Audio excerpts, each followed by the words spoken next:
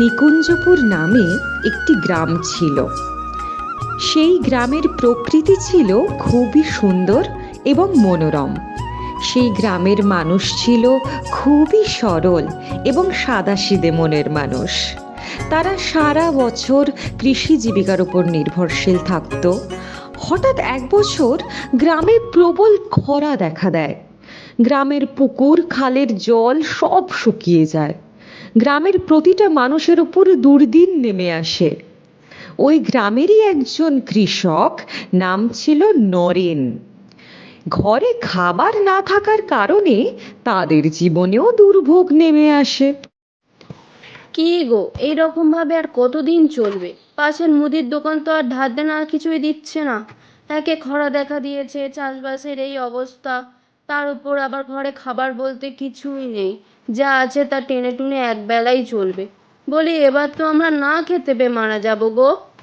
এত চিন্তা করো না গিন্নি, ওপরে একজন আছে, সে ঠিক একটা না একটা উপায় বার করে দেবে। এই বলে চাষি জঙ্গলের দিকে রওনা দিল।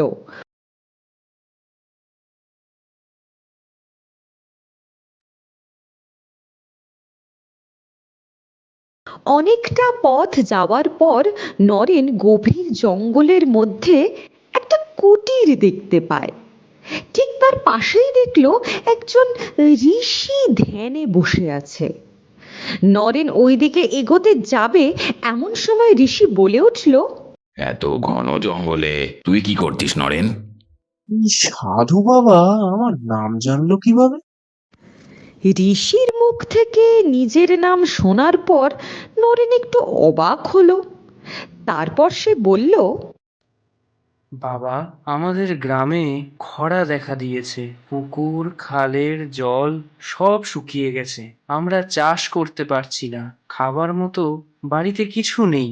যেটুকু আছে টেনে টুনে একবেলা চলবে। তাই জঙ্গলে এসেছি কাঠ কাটতে। কাঠ কেটে বাজারে বিক্রি করে সেই টাকা দিয়ে কিছু খাবার কিনে নিয়ে যাব। ও, এই ব্যাপার। তুই কোনো চিন্তা করিস না, সব ঠিক হয়ে যাবে। নিশ্চিন্তে বাড়ি ফিরে যা। আর হ্যাঁ, তুই যে কাজ করছিস সেটাই করতে থাক। তুই এর ফল একদিন না একদিন ঠিক পাবি। ঋষির মুখ থেকে এই সব কথা শোনার পর নরেন আর কোনো কথা না বাড়িয়ে সেখান থেকে বাড়ির পথে রওনা দিল।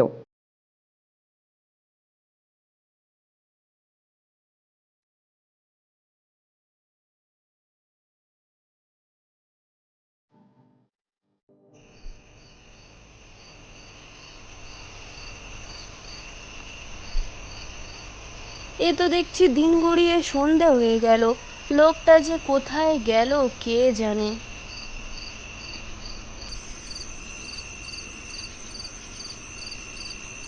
এ তো দেখছি বাড়ি না যেতে যেতেই অন্ধকার হয়ে গেল। ওদিকে গিন্নি খুব চিন্তা করছে। যাই, আমি বরং তাড়াতাড়ি বাড়ি যাই।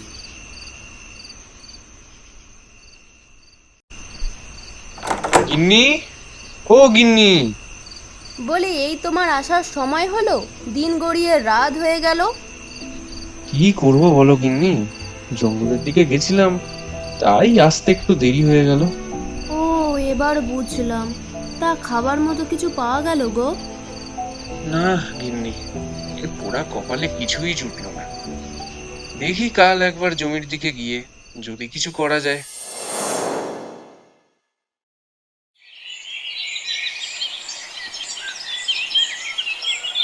তুই কোনো চিন্তা করিস না, সব ঠিক হয়ে যাবে।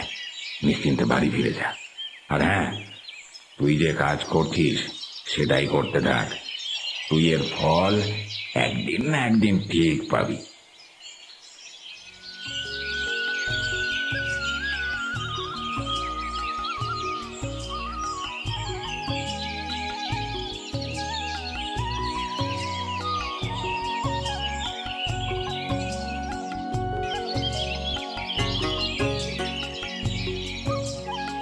কই রে নরেন, এত রোদের মধ্যে কোথায় চললি বাছা? এই একটু জমির দিকে যাচ্ছি দাদু, দেখি যদি কিছু করা যায়।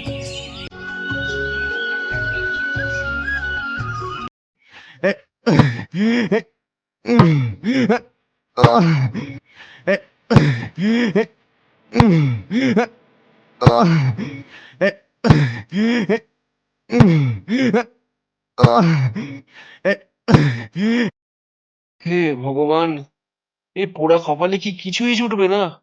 আমরা কি না খেতে পেয়ে মারা যাব?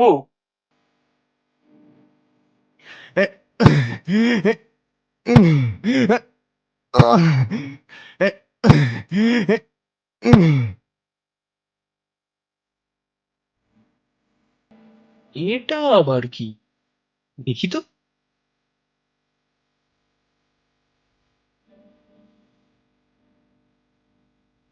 আমি বরং এটা বাড়ি নিয়ে গিয়ে গিন্নিকে দেখাই।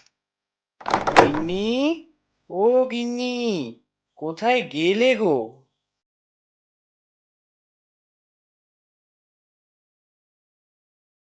কি গো, এত তাড়াতাড়ি চলে এলে যে? এই তো একটু আগে গেলে। এই দেখো গিন্নি, মাটি খুঁড়তে খুঁড়তে এটা পেলাম। হ্যাঁ গো, এটা তো একটা কলসি। হ্যাঁ গিন্নি, এটা কলসি, কিন্তু দেখতে পাচ্ছ না, এর মুখটা বাঁধা। ও হ্যাঁ হ্যাঁ, এটা তো এতক্ষণ মাথায় আসেনি। চলো গিন্নি, খুলে দেখি এটার মধ্যে কি আছে। হ্যাঁ চলো চলো।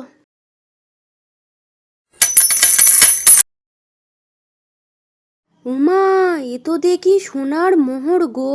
উফ, গিন্নি, আস্তে আস্তে, আস্তে কথা বলো, বাইরের লোক শুনলে অসুবিধা আছে। আচ্ছা বাবা, ঠিক আছে ঠিক আছে। বলি শোনো না, এবার আর আমাদের খাবারের কোনো কষ্ট থাকবে না বলো? হ্যাঁ গিন্নি, হ্যাঁ, শুধু তাই নয়, আমাদের ভালো ঘরও হবে, আমরা ভালোভাবে থাকতেও পারবো। তাই না গো, আমার ভাবলেই কেমন একটা হচ্ছে। এরপর থেকে তাদের আর কোনো দুঃখ কষ্ট রইল না। এমনকি তারপর থেকে নরেন ও তার স্ত্রী গ্রামে গরিব মানুষদের দুঃখ কষ্টে তাদের পাশে দাঁড়াতো, তাদেরকে সব রকমভাবে সাহায্য করত। আজকের গল্প এখানেই শেষ। পরবর্তী গল্প দেখার জন্য আমাদের চ্যানেলটাকে সাবস্ক্রাইব করুন।